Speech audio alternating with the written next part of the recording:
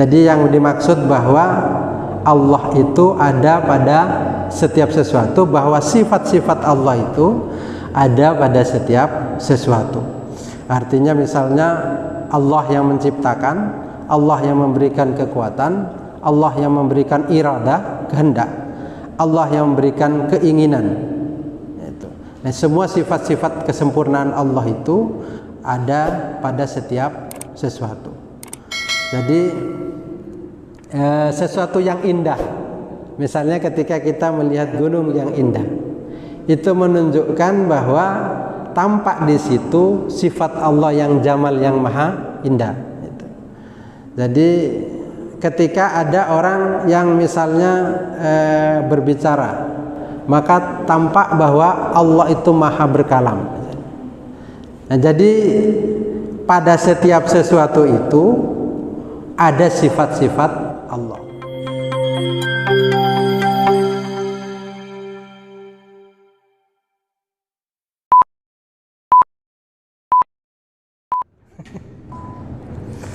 Assalamualaikum warahmatullahi wabarakatuh.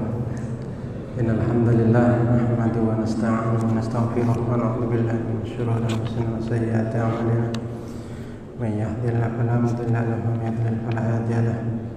Asyhadu an la ilaha illallah wa la syarika lahu wa asyhadu anna Muhammadan abduhu wa rasuluh.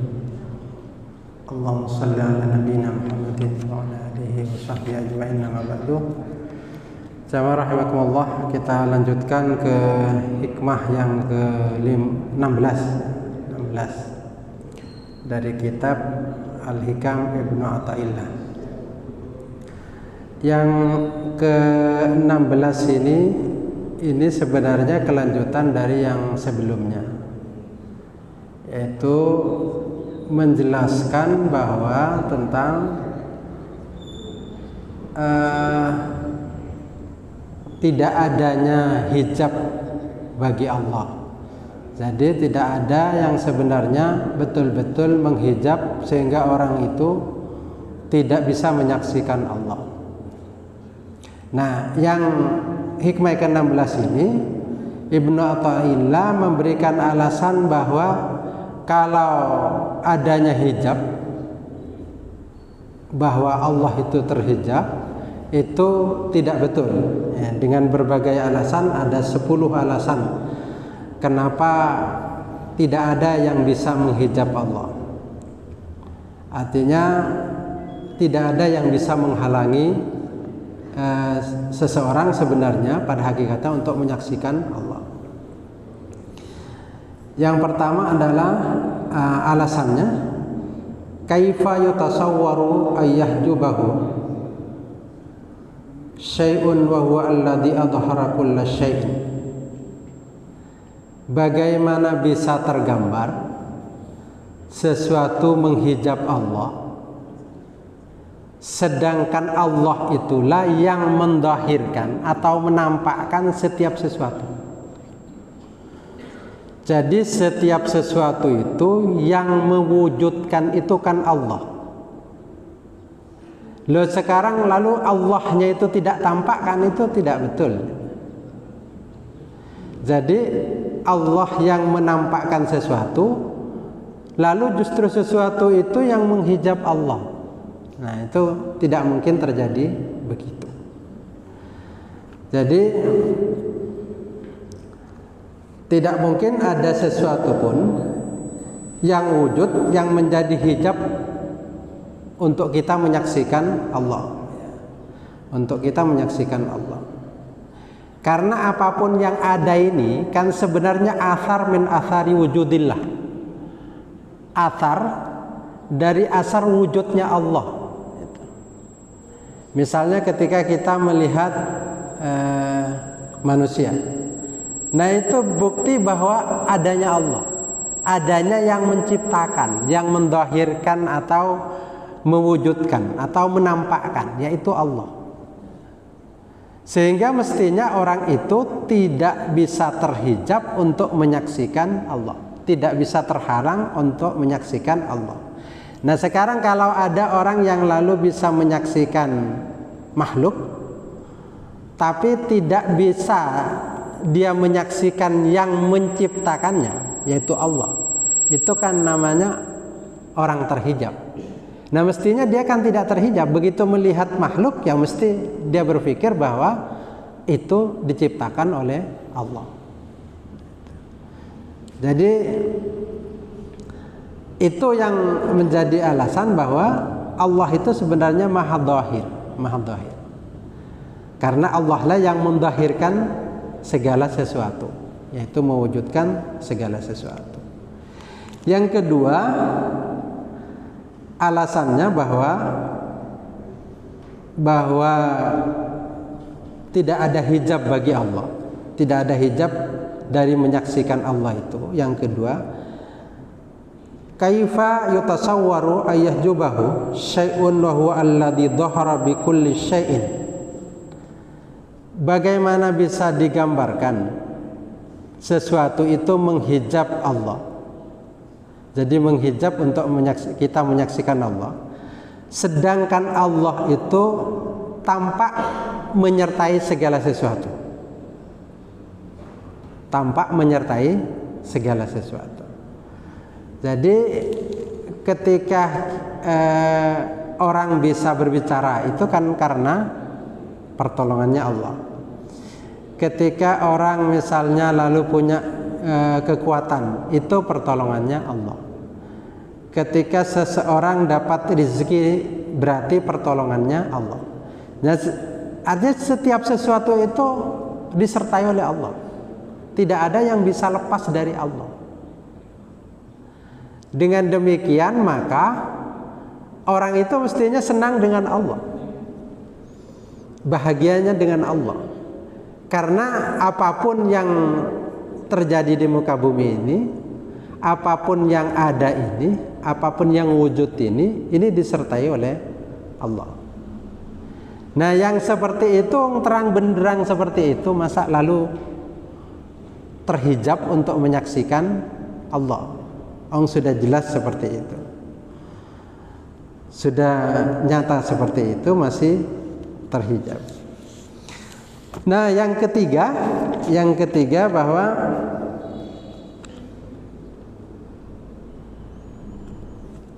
itu kaifa yutasawwaru ayyahjubahu syai'un wa huwa alladhi dhahara fi kulli syai'. Jadi bagaimana mungkin tergambar bahwa sesuatu itu terhijab. Jadi Allah itu terhijab. Bagaimana mungkin tergambar bahwa Allah itu bisa dihijab oleh sesuatu, sedangkan Allah itu ada pada setiap sesuatu. Apa yang dimaksud dengan ada pada setiap sesuatu itu? Nah, itu yang dimaksud adalah dhaharat sifatuhu kulluha fi kulli syai'. Jadi sifat-sifat Allah itu ada pada setiap sesuatu, bukan zat Allah. Sifat Allah itu ada pada setiap sesuatu. Jadi kan tidak seperti apa itu wihdatul wujud atau hulul, ya. Artinya bahwa Allah bersatu dengan makhluk misalnya. Nah, itu tidak seperti itu. Jadi yang dimaksud bahwa Allah itu ada pada setiap sesuatu, bahwa sifat-sifat Allah itu ada pada setiap sesuatu. Artinya misalnya Allah yang menciptakan, Allah yang memberikan kekuatan, Allah yang memberikan iradah, kehendak, Allah yang memberikan keinginan. Nah, semua sifat-sifat kesempurnaan Allah itu ada pada setiap sesuatu. Jadi sesuatu yang indah, misalnya ketika kita melihat gunung yang indah, itu menunjukkan bahwa tampak di situ sifat Allah yang jamal, yang maha indah. Jadi ketika ada orang yang misalnya berbicara, maka tampak bahwa Allah itu maha berkalam. Nah, jadi pada setiap sesuatu itu ada sifat-sifat Allah. Sifat-sifat Allah. Nah, kita perhatikan semua makhluknya Allah itu. Kita perhatikan semua makhluknya Allah. Apa saja misalnya kita lalu meninggalkan benih saja, benih di tanah lalu tumbuh itu adalah ada keterlibatan Allah, sehingga benih yang dijatuhkan itu bisa tumbuh menjadi pohon misalnya atau tumbuh-tumbuhan. Begitu juga bunga misalnya, bunga yang indah. Nah, itu karena keterlibatan Allah yang maha indah, maka bunga itu akan menumbuhkan keharuman misalnya. Nah, itu semuanya keterlibatan Allah. Jadi bagaimana mungkin lalu sesuatu itu bisa menghijab Allah? Jadi bagaimana mungkin seseorang misalnya tidak bisa menyaksikan Allah, sementara Allah itu tampak pada setiap sesuatu. Seperti yang sebelumnya sudah disampaikan, misalnya seperti kalau di sini dicontohkan seperti safinah, yaitu perahu misalnya, kapal bisa berlayar di tengah samudra, mengikuti arah angin misalnya, atau dikendalikan oleh mesin. Nah, itu kalau tidak karena pertolongan Allah, maka kapal itu akan masuk ke dalam lautan yang begitu luas. Itu bisa berlayar karena semata-mata karena pertolongannya Allah. Nah, itu orang yang lalu tidak terhijab, yang bisa menyaksikan Allah, yang tampak itu di situ ada keterlibatan Allah. Di situ ada keterlibatan Allah. Sebenarnya dalam kehidupan kita, kalau kita renungi luar biasa, semuanya memang keterlibatan Allah, tidak bisa dilepas. Tidak bisa dilepas. Tidak usah jauh-jauh misalnya, semut kalau tidak karena ditundukkan oleh Allah. Ada semut kita matikan misalnya satu. Lalu kalau semut itu marah tidak dalam kendali Allah misalnya, itu dibiarkan oleh Allah, semut itu bisa menghabisi kita. Semut yang kecil. Artinya semuanya itu kalau kita dalam betul-betul misalnya selamat, itu semata-mata karena pertolongannya Allah, karena ada keterlibatannya Allah di dalamnya. Dan itu adalah sifat-sifatnya Allah yang mengatur alam atau apa yang ada di muka bumi ini. Yang selanjutnya yaitu bahwa kaifa yahjubuhu syai'un wa huwa ad-dhahiru fi kulli syai'.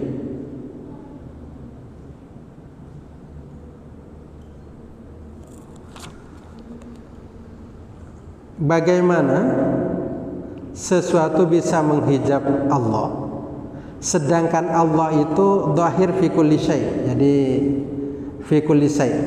Sudah tadi itu. Nah, sekarang selanjutnya yaitu kaifa yatasawwaru ayyahjubahu syai'un wa huwa ad-dhahir li kulli syai'. Sudah. Kaifa yatasawwaru ayyahjubahu syai'un wa huwa ad-dhahir qabla wujudi kulli syai'. Jadi bagaimana bisa tergambar sesuatu itu bisa menghijab Allah, sedangkan Allah itu zahir, nampak sebelum wujudnya setiap sesuatu. Jadi alam ini kan ada, diadakan oleh Allah. Jadi Allah lah yang mengadakan alam ini. Nah, masa sesuatu yang diadakan Allah, diwujudkan oleh Allah bisa menghijab Allah? Kan tidak mungkin. Justru yang nampak adalah bahwa seharusnya Allah itu nampak. Sesuatu Allah itu nampak.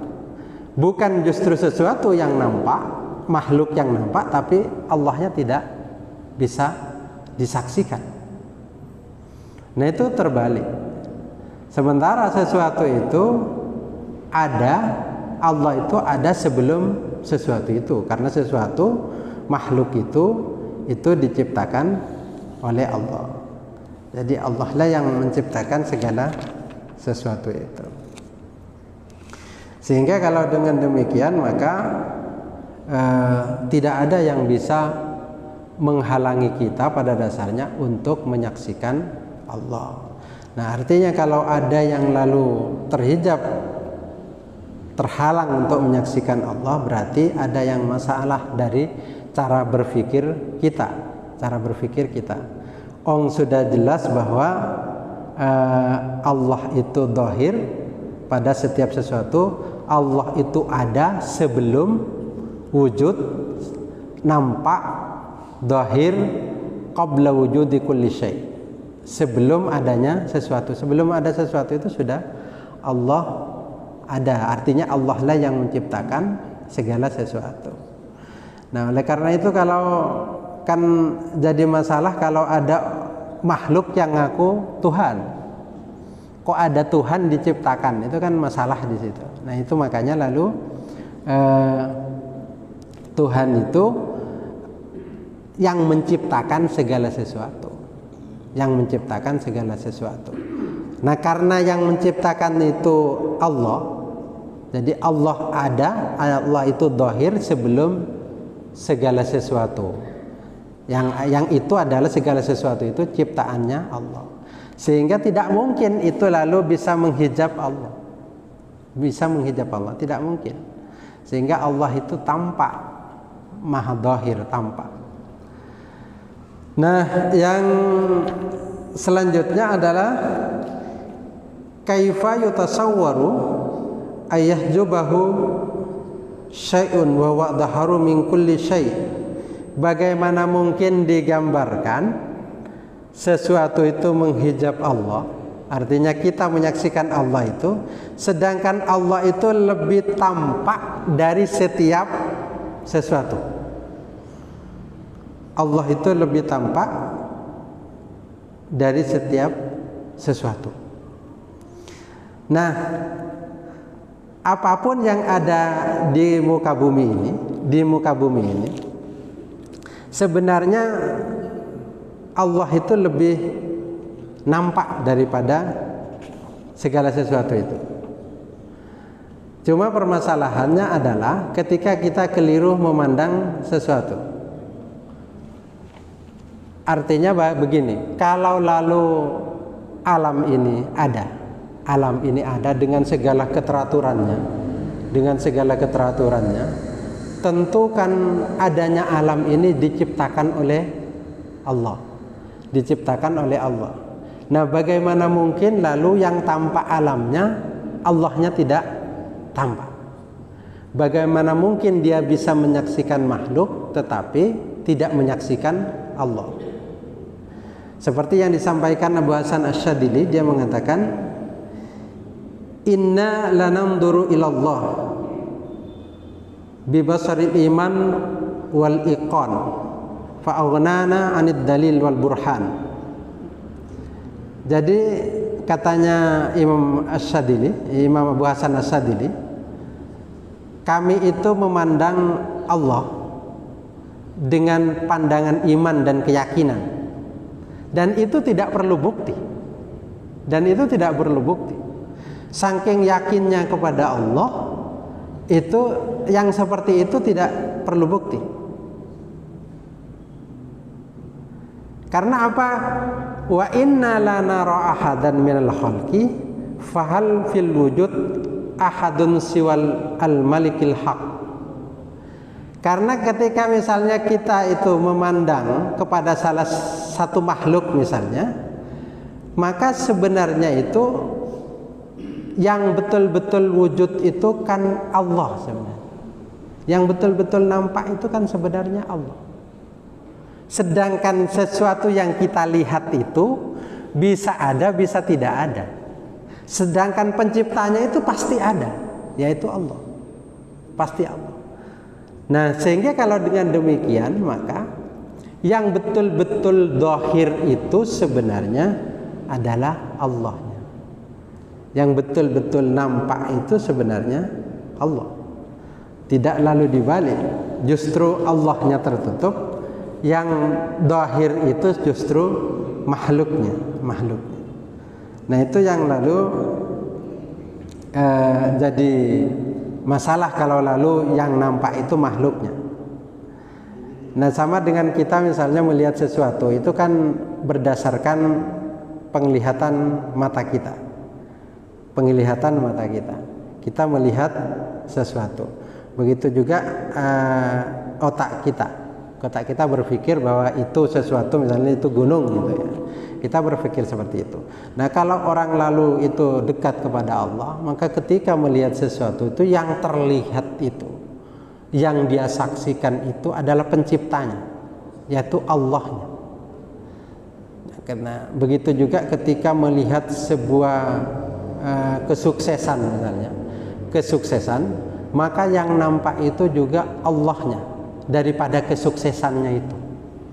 Begitu juga ketika dapat cobaan misalnya, maka yang nampak itu Allah daripada cobaannya. Berarti tentu karena Allah yang nampak ketika melihat cobaan itu, maka dia tetap senang kepada Allah. Karena setiap yang diciptakan Allah, yang diberikan oleh Allah, dikaruniakan oleh Allah, itu mengandung kebaikan, mengandung hikmah. Karena nikmat karunia itu sebelum diberikan itu ada hikmahnya. Ketika seseorang juga tidak diberi, maka atau dialihkan ke permintaan lain, maka itu juga ada hikmahnya. Nah, orang-orang yang cara pandangnya seperti itu, maka segala sesuatu itu lebih nampak Allah daripada setiap sesuatu. Karena setiap sesuatu itu bisa mengalami ada dan tidak ada. Tapi kalau Allah itu pasti ada. Selamanya ada. Jadi tidak pernah mengalami tidak ada. Sedangkan kita, makhluk itu pasti mengalami tidak ada. Nah yang selanjutnya adalah kaifa yutasawwaru ayyahjubahu syai'un wa huwa al-wahidul ladzi laisa ma'ahu syai'un. Bagaimana bisa tergambar bahwa Allah itu dihijab oleh sesuatu, sedangkan Allah itu Maha Esa, Maha Tunggal, yang tidak ada sesuatu yang bersamanya, tidak ada sekutu, tidak ada sesuatu yang bersamanya. Jadi segala sesuatu itu yang ada adalah Allah. Sedangkan makhluk itu diciptakan oleh Allah dan butuh terhadap Allah. Nah, sesuatu yang butuh terhadap Allah itu punya ketergantungan, wujudnya tergantung kepada Allah, keberlanjutannya, keberlangsungannya juga tergantung kepada Allah. Manusia misalnya itu wujud tergantung kepada Allah, diwujudkan oleh Allah. Sudah wujud itu masih butuh Allah untuk keberlangsungan hidupnya, sehingga tidak bisa lalu sekalipun sekejap mata tidak dalam pemeliharaannya Allah, maka tidak bisa. Semuanya dalam pemeliharaannya Allah.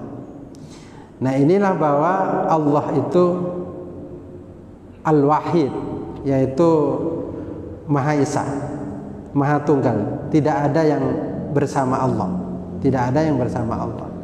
Sehingga semua makhluk itu punya ketergantungan kepada Allah.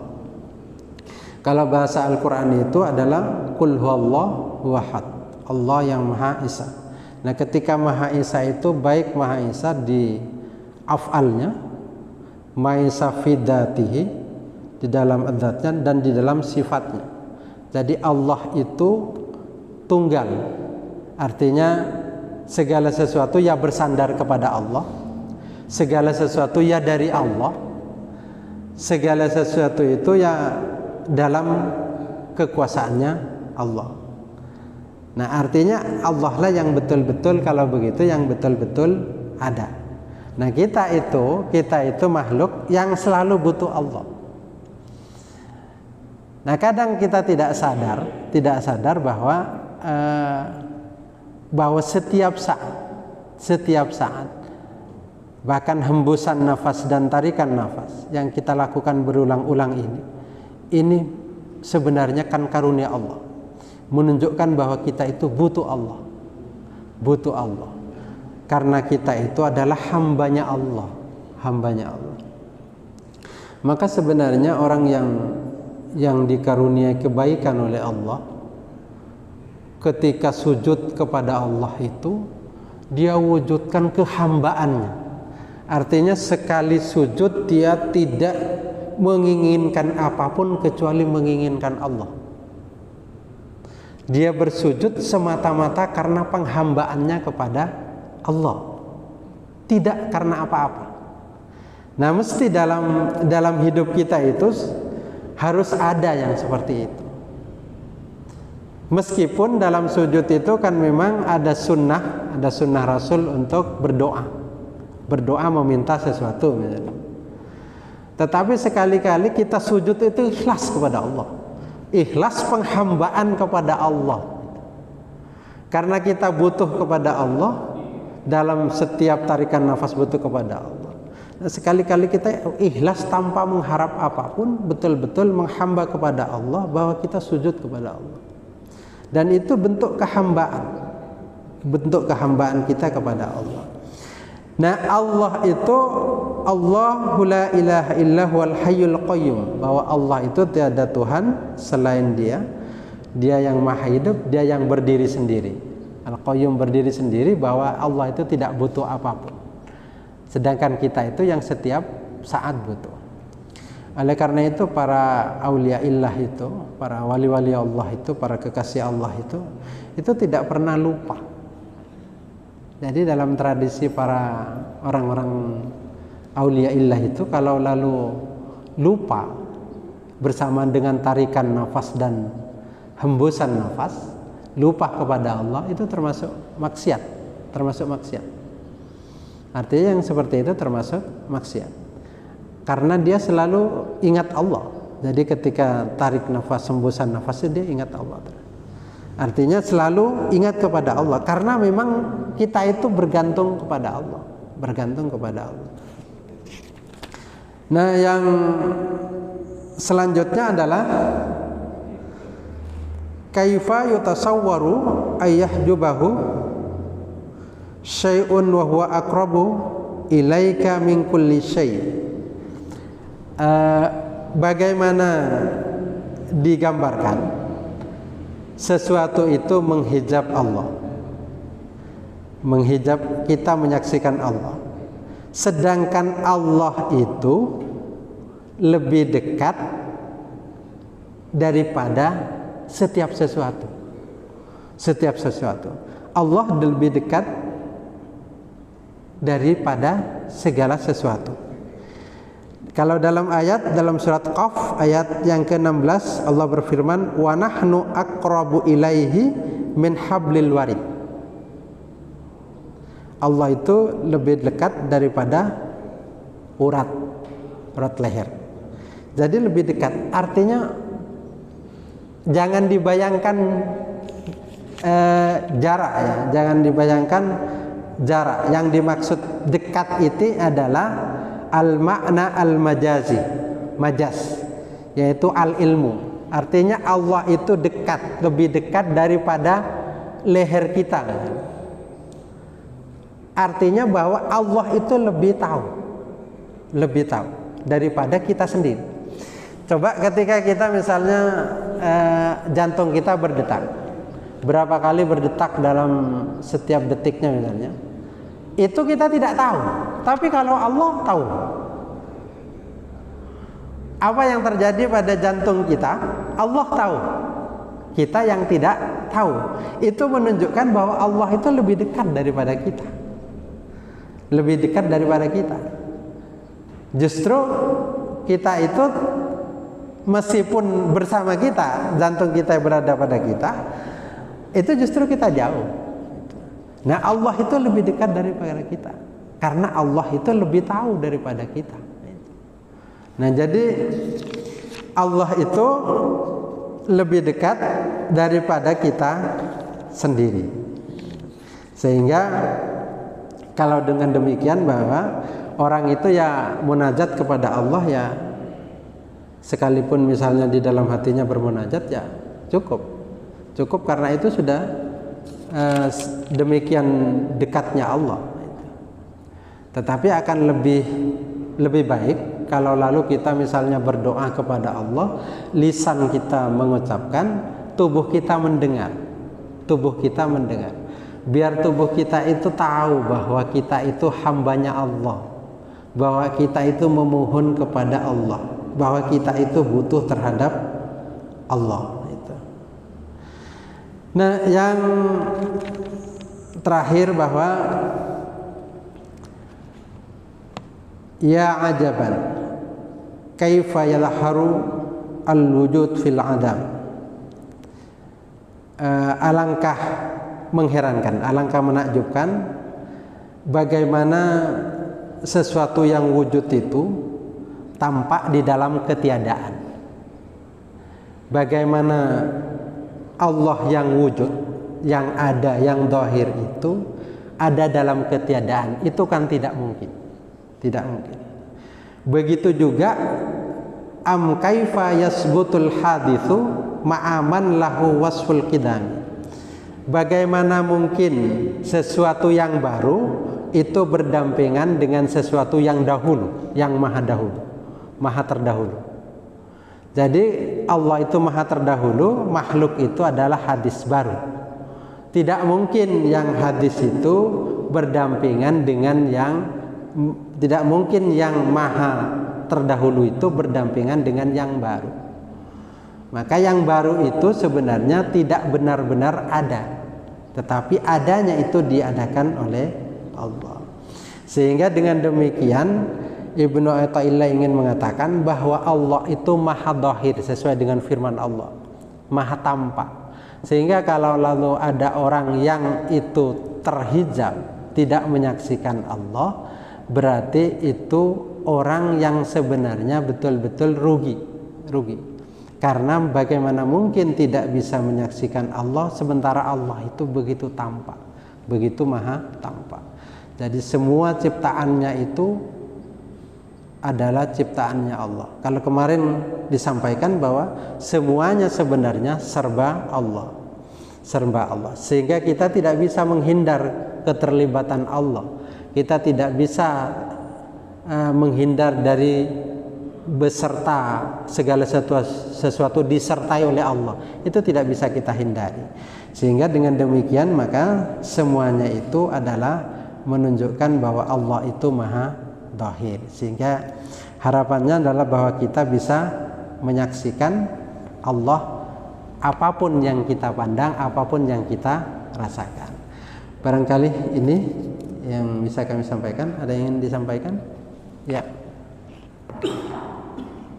Yang dimaksud hijab di sini menurut kitab tersebut apa hijab kepandangan atau hijab keyakinan kita?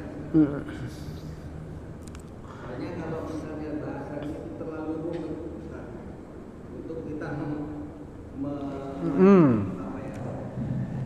Lah begini, hijab itu kan biasanya sesuatu yang membuat kita tidak bisa melihat sesuatu. Contoh, misalnya tembok. Di belakang tembok itu kan tidak terlihat, berarti hijab. Nah, kalau sekarang ada orang yang tidak bisa menyaksikan Allah, padahal kan Allah kan jelas tadi bahwa segala sesuatu itu ada keterlibatan Allah, jelas kan?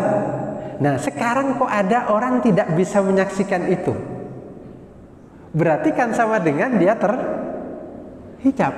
Nah, lucunya hijab itu sebenarnya tidak ada. Kan mulai kemarin dikatakan hijab itu sebenarnya tidak ada. Kok ada orang sekarang terhijab? Nah itu.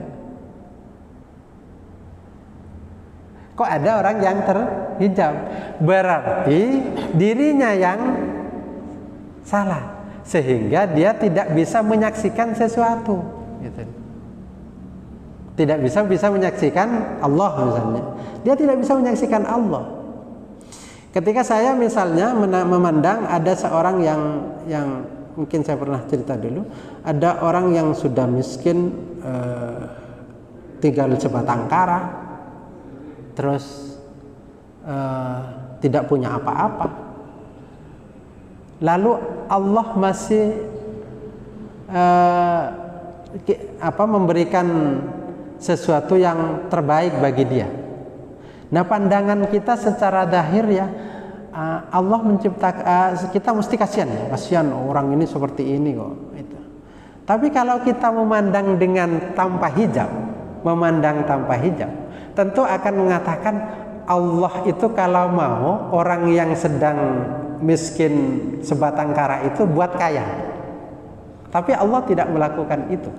Berarti ada kebaikan di situ yang Allah tanamkan. Nah, ini orang tidak terhijab, bisa melihat sesuatu bukan hanya yang tampak di luar, tetapi lebih dari itu, di belakang itu. Nah, jadi yang dimaksud hijab itu makanya betul-betul sebenarnya tidak ada hijab itu. Tidak betul-betul ada. Mestinya tidak terhalang, kok ya terhalang itu maksudnya. Mestinya kalau yang menghalangi itu tembok, jelas itu sudah menghalangi. Sekarang tidak ada. Yang menghalangi itu tidak ada. Kok tidak bisa melihat gitu. Tidak bisa menyaksikan Allah. Nah, ketika misalnya kita makan coba. Kita makan buka, buktikan sekarang. Kita buktikan, kita jujur kepada diri sendiri misalnya. Ketika sampean makan, pernahkah ingat ketika sesuap nasi ini karunia Allah?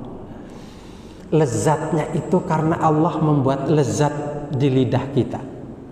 Lezatnya ini karena Allah mengatur makanan itu sedemikian lezat. Pernahkah kita berpikir seperti itu? Kalau enggak, berarti kita kan terhijab sebenarnya. Tidak menyaksikan itu kan. Tidak bisa menyaksikan bahwa Allah itu loh yang memberi. Loh, ketika kita berdetak, nafas kita hari ini duduk. Itu kan sebenarnya yang mengatur detak itu kan Allah loh. Padahal kita tidak pernah terpikir loh bahwa yang mengatur itu detak itu Allah loh. Sekali Allah berhentikan detak itu mati kita, selesai kita, hatam ya. Ini dalam akhirat hidupnya di akhirat ya berarti di kita. Ya berarti di kita justru hijabnya itu di kita. Artinya kalau Allah kan tidak bisa dihijab. Ditekankan ke keyakinan apa ke penglihatan? Lah penglihatan itu kan kalau Allah kan tidak bisa dilihat dengan mata kepala seperti ini, dengan basirah kita. Itu yang penglihatan basirah kita. Nah, basirah kita itulah yang bisa menyaksikan Allah. Maksudnya basirah kita. Nah, sekarang kalau orang tidak bisa merasakan kok yang makan berbuka itu kok ya enak betul ya. Itu kok tidak merasakan itu karunia Allah, berarti dia terhijab. Coba sekali sampean bukan nanti dan rasakan betul betapa Allah mengkaruniakan nikmat itu luar biasa. Itu sampean katanya As-Surawardi itu mengatakan, husuk saya ketika makan itu sama dengan husuk saya ketika sholat itu, ketika sujud. Saking dia menikmatinya betul, nikmatnya di lidah itu betul-betul karunia Allah. Coba bayangkan, makanan itu nikmatnya dari Allah. Rasa enaknya itu karena lidah dibuat merasakan enak. Coba sampean pas lidahnya dibuat tidak merasakan apa-apa, sudah kasih makanan yang enak-enak apa saja, tidak ada apa-apanya. Tapi pernahkah kita merasakan mata batin kita, basirah kita merasakan keterlibatan Allah di situ? Nah, ketika tidak merasakan keterlibatan Allah, berarti kita terhijab. Itu maksudnya. Ya, jelas. ya begitu. Jadi maksudnya ya begitu. Nah, ketika orang salat misalnya, salat merasakan bahwa dia sedang menghadap Allah betul. Sehingga ketika ada orang yang begitu senang sekali sholat itu, senang luar biasa, karena dia basirah, dia melihat Allah, menyaksikan Allah. Nah, selama dia tidak bisa menyaksikan Allah, berarti dia terhijab, sehingga salat itu ya menyenang, tentu senang ya, tentu senang. Tetapi lezatnya itu belum itu.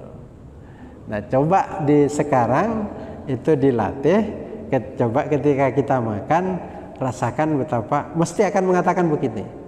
Akan ketika mau sesuatu itu bismillah, ketika kita sedang mengunyah itu akan merasakan segala puji bagi Allah. Alhamdulillah, mesti alhamdulillah betul. Alhamdulillah betul, karena sudah enak, nyaman, senang, lezat itu, dan merasakan mengingat Allah. Nah, itu orang sudah tidak terhijab. Jadi begitu, dan ini saya kira maka kenapa ya hikam ini saya bahas di bulan puasa, karena saya ingin dapat berkah dari Ramadan ini, sehingga kita dibuka oleh Allah, sehingga kita bisa ma'rifah, mengenal Allah itu. Jadi tidak kita sekedar makan saja enak, merasakan enak, sedangkan yang memberi enak itu dilupakan, Allahnya dilupakan, bahkan yang memberi enak itu Allah itu. Nah, kita pokoknya enak makan itu ya, lupa yang memberi enak itu siapa. Nah, itu yang dimaksud orang terhijab. Tapi mudah-mudahan kita diberikan oleh Allah karunia bisa terbuka hati kita dan pikiran kita. Allahumma ij'alna wa azwajana wa auladana minas sholihin wal qawamin ihdinas siratal mustaqim. Assalamualaikum warahmatullahi wabarakatuh.